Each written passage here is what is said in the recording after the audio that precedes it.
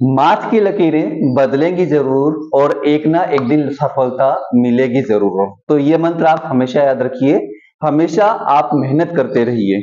आज हम इस सीरीज में अगला जो प्रश्न है जो कि पिछले वर्षों में पूछे गए महत्वपूर्ण एग्जाम, चाहे जी हो, चाहे नीट हो, चाहे AIPMT, चाहे AI ट्रिपल ई के जो पहले प्रश्न पूछे गए हैं उनके ही प्रश्नों को हम सॉल्व कर रहे हैं। और इस सीरीज में अगला जो प्रश्न है वो ये है कि एक जो रॉड है उसकी स्टिफनेस मतलब कठोरता, वो कितनी कड़क है, कितनी कठोर है, वो के है। और इसे दो भागों में, मतलब आप मान लीजिए कि जो रॉड है उसकी लेंथ L है, तो इसे 2:3 में क्या होता है, ब्रेक किया जाता है।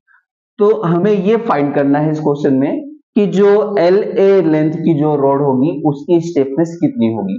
अब जो स्टिफनेस होती है उसको हम देख लेते हैं क्या होता है। यहाँ पर स्टिफनेस का फॉर्मूला होता है K प्रोपोर्शनल टू 1/L। तो हम क्या करते हैं, इसकी स्टिफनेस फाइंड करते हैं। तो ये हो जाएगा KA/K प्रोपोर्शनल टू L/LA, है ना। ये इसके प्रोपोर्शनल हो गया, ये इसके प्रोपोर्शनल हो गया। तो KA equal upon K equal to L को हम क्या लिख सकते हैं, L को हम लिख सकते हैं LA प्लस LB, क्योंकि इसे दो भागों में हमने तोड़ रखा है। और LA जो है वो ऑलरेडी यहाँ पर लिखा हुआ है। अब KA को हमें फाइंड आउट करना है, K हमें मालूम नहीं है ना। तो हम क्या करेंगे, KA upon K is equal to LA plus LB। और ये किन भागों में टूटा हुआ, 2+3, मतलब ये पूरा दोनों भागों में रेशो टूटा हुआ। तो इसको हम मान लेते हैं 2+3 अपॉन जो LA है वो कितना है, LA है 2, तो इसे हम मान लेते हैं यहाँ पे 2। अब यहाँ पे KA आपको फाइंड करना है, तो सिंपल आपको समझ में आ रहा है कि इस KA को आप उधर ले जाइए, है ना। ये हो जाएगा 5/2 और ये हो जाएगा यहाँ पर K। और इस तरीके से जो स्टिफनेस होगी, जो कठोरता होगी इस वाले पोर्शन की, वो 5/2 मतलब 2.5 गुनी रह जाएगी। और K क्या है इसकी, जो इनिशियल स्टिफनेस है वो, है ना, मतलब इनिशियल स्टिफनेस की 2.5 गुनी रह जाएगी। 100% थी लेकिन उतनी गुनी हो जाएगी, मतलब और कड़क हो जाती है। लेंथ जैसे जैसे छोटे करते हैं जो स्टिफनेस होती है वो बढ़ती जाती है। आपने देखा होगा ज्यादा बड़ी जो रोड होती है वो आसानी से टूट जाती है, लेकिन जैसे जैसे उसको हम छोटा करते जाते हैं उसको तोड़ना और कठिन होता जाता है, कठिन होता जाता है, मतलब उसकी स्टिफनेस बढ़ती जाती है। तो ये जो क्वेश्चन है यहाँ पे हमने सॉल्व कर लिया, ये आसानी से हो जाता है। तो अगला जो क्वेश्चन है उसके अंदर ये बोल रखा है कि एक जो पार्टिकल है उसका मैक्सिमम जो एक्सेलरेशन है वो अल्फा है और जो मैक्सिमम वेलोसिटी है वो बीटा है। तो ये जो पार्टिकल जो सिंपल ऑसिलेशन कर रहा है इसका जो टाइम पीरियड है वो कितना होगा। तो आइए हम देख लेते हैं, सबसे पहले बेसिक चीजें समझ लेते हैं। तो हम जानते हैं जो एक्सेलरेशन होता है अल्फा इक्वल टू होता है ओमेगा स्क्वायर ए। अब ए जो होता है ये आप जानते हैं, ए क्या होता है, उस पार्टिकल का मैक्सिमम जो एम्पलीट्यूड होता है वो होता है। इसके बाद ओमेगा क्या होता है, ये फ्रीक्वेंसी होती है जिस फ्रीक्वेंसी से वो ऑसिलेशन कर रहा होता है। तो अल्फा इक्वल टू होता है ओमेगा स्क्वायर ए, तो अल्फा मैक्सिमम जो है वो आपका हो जाएगा omega square A.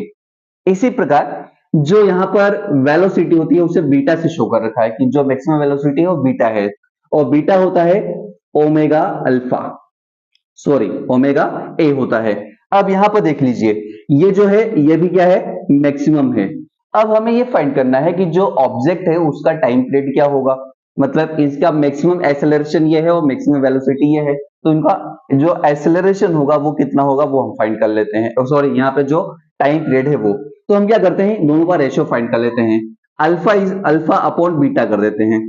Alpha upon beta equal to क्या हो जाएगा, omega square A upon omega A. अब देखिए यहां पर ए से ए तो कैंसल आउट हो जाएगा और ओमेगा से एक ओमेगा भी कैंसल आउट हो जाएगा। अब जो ओमेगा होता है यहां पे बचेगा omega equal to alpha upon beta, ठीक है। अब क्या होता है, ओमेगा जो होता है वो फ्रीक्वेंसी होती है, एंगुलर फ्रीक्वेंसी होती है, और एंगुलर फ्रीक्वेंसी जो ओमेगा होता है वो आपका होता है 2 पाई अपॉन टी। तो ठीक है, हम क्या करते हैं जो ओमेगा की वैल्यू है वो ओमेगा की जगह हम पुट कर देते हैं। तो ओमेगा की जगह अगर मैं 2 पाई अपॉन टी पुट करूंगा तो क्या होगा, ये बचेगा हमारे पास यहां पर अल्फा अपॉन बीटा, है ना, ये हो जाएगा अल्फा अपॉन बीटा। अब हम क्या करते हैं, टी कॉमन ले लेते हैं। टी एक्चुअली टी हमें टाइम पीरियड फाइंड आउट करना है, कॉमन नहीं लेना है, टाइम पीरियड फाइंड करना है। तो देखिए टी इज इक्वल टू, अगर मैं टी को उस तरफ ले जाऊं तो टी इज इक्वल टू आपका क्या हो जाएगा, ये बीटा यहाँ पे आ जाएगा, तो ये हो जाएगा 2 पाई बीटा अपॉन क्या हो जाएगा अल्फा। और इस तरीके से ये जो टी होता है जिसे हम टाइम पीरियड कहते हैं, वो इस क्वेश्चन में हमें फाइंड आउट हो जाता है कि अगर बीटा मैक्सिमम यहाँ पर वेलोसिटी है और अल्फा यहाँ पे मैक्सिमम एक्सेलरेशन है, तो जो टाइम पीरियड होगा 2 पाई बीटा अपॉन अल्फा होगा। और इस तरीके से ये जो क्वेश्चन होता है ये हम यहाँ पे सॉल्व कर लेते हैं। तो आइए देख लेते हैं दूसरा जो क्वेश्चन है उसके अंदर क्या दे रखा है। तो इसके अंदर दे रखा है कि दो पार्टिकल जो है वो एक पैरेलल लाइन पर क्या कर रहे हैं, मोशन कर रहे हैं, अपोजिट डायरेक्शन में मोशन कर रहे हैं, और इनका जो एम्पलीट्यूड है वो क्या है, इनका जो डिस्प्लेसमेंट है एक्चुअली उनके एम्पलीट्यूड को क्या है 1/2 है।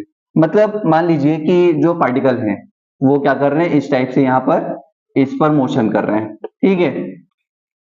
ये प्लस ए हो जाएगा और ये क्या हो जाएगा, माइनस ए हो जाएगा। अब इसके अंदर क्या है, मान लीजिए कोई पार्टिकल यहां से मोशन कर रहा है तो क्या होगा, यहां से डिस्प्लेसमेंट शो करेगा और यहां पर पहुंचेगा, और दूसरा जो पार्टिकल है वो उसके अपोजिट डायरेक्शन में क्या कर रहा है, मोशन कर रहा है। अब दोनों का एम्पलीट्यूड क्या है, सेम है, मतलब यहां पर जो एम्पलीट्यूड है वो a/2 है, मतलब a/2 ये होता है।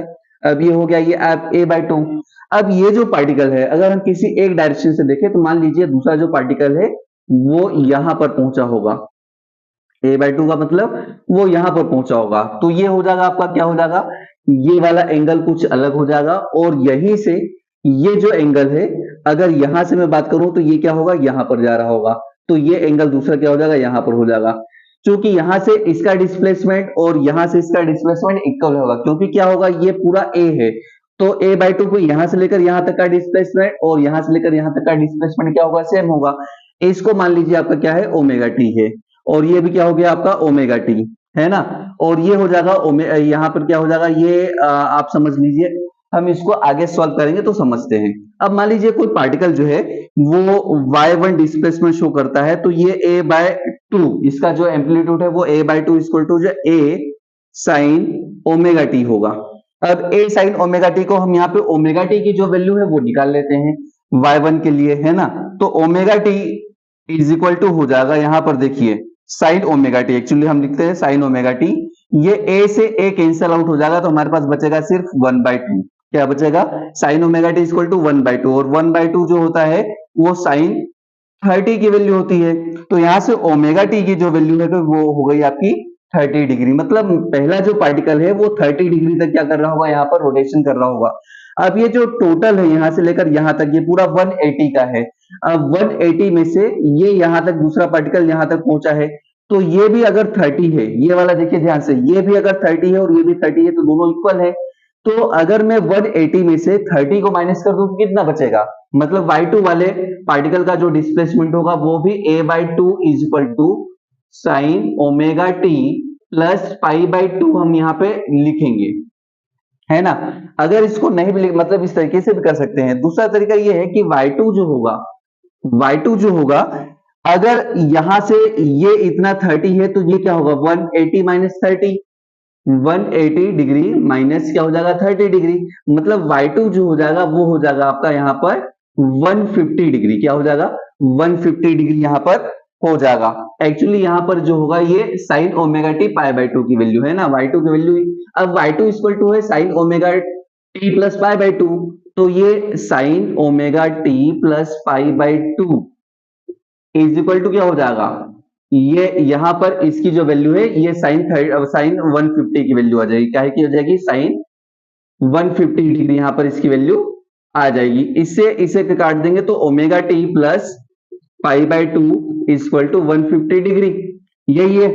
अब क्या होता है, ये 150 डिग्री तो आ गया, अब हमें फाई डिफरेंस फाइंड करना है, तो फाई इज इक्वल टू क्या होगा, फाई इज इक्वल टू आपका हो जाएगा यहाँ पर y2 माइनस y1, मतलब कितना फेज डिफरेंस है, तो ये हो जाएगा 150 माइनस 30 डिग्री, मतलब ये हो जाएगा आपका 120 डिग्री, और 120 डिग्री को 2π/3 हम यहाँ पे क्या लिख सकते हैं, आंसर। और इस तरीके से ये जो पार्टिकल होंगे इनके बीच में जो फेज डिफरेंस होगा ये वाला और ये वाले पार्टिकल के बीच में, ये जो एंगल होगा ये कितने का होगा आपका, यहाँ पे फेज डिफरेंस यहाँ पे कितने का हो जाएगा 120 डिग्री का, जिसको पाई बाई 2 कहेंगे, क्योंकि ये 30 डिग्री इधर साइड निकल गया, 30 डिग्री इधर, तो 180 में से अगर टोटल 60 निकल गया तो कितना बचेगा 120 बचेगा।